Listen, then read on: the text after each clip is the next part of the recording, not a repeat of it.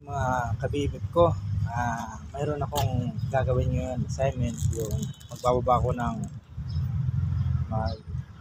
kakatay ako ng telescopic ng boom ng 35 ton. Ituturo ko sa inyo yung kung ano yung mga dapat gawin at mga hindi dapat gawin para maging maayos yung pagbababa ng pagkakatay nito. Kasi pag hindi kabisado yung telescopic, imbis na mapadali yung pagbaklas, pag-iwa-iwalay, nagiging matagal. Yan po.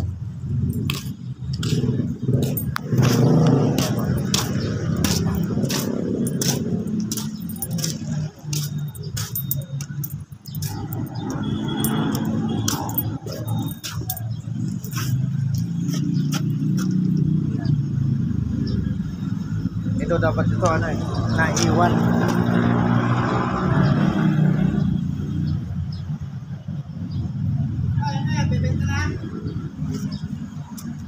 Dapat ito nung ibinaba, naiwan to doon. Dapat tinanggal lang yun dito yung pin. Tapos ang dapat ito lang ang tinanggal. Itong ano na to, tinanggal yung pin dito. Tinanggal para mahugot yung buo. Ayan. Ito dapat maiwan to sa crane para mas madali siya.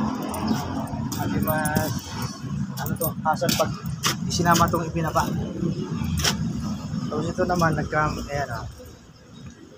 ito iniingatan tong bagahin kasi kapag binaga to, itong pagkabakal nito kumikipot.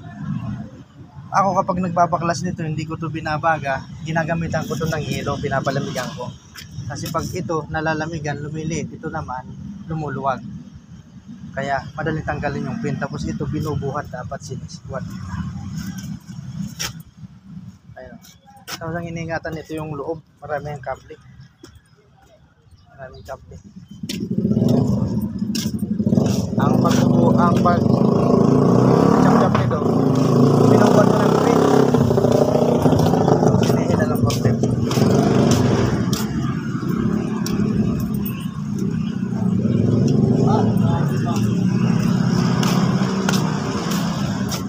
Tapos yung mga lock niya dito, mga stopper, dapat ito tinatanggal. Pagkatapos itong kable na to, ang koneksyon nito nasa loob, dapat hindi mo na to tinatanggal. Dapat inuulit yun. Tapos, ang isa pa nito,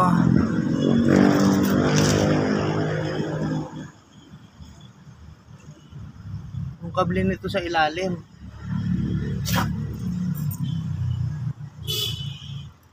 Kable nito sa ilalim, tinatanggal. Ayan.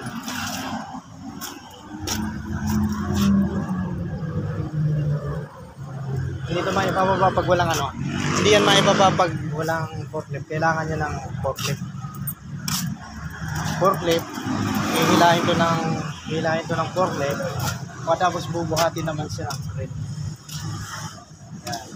Kasi mahaba to. Ang purpose niyan lang yan, tatanggalin yung sila.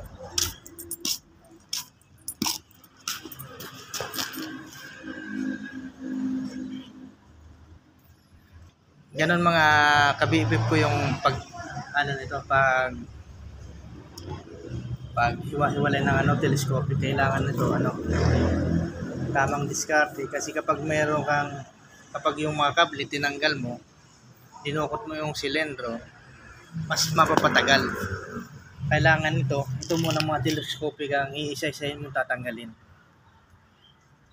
Ayan. Pag natanggal mo na yung mga telescopic, saka mo ilalabas yung silindro sa loob.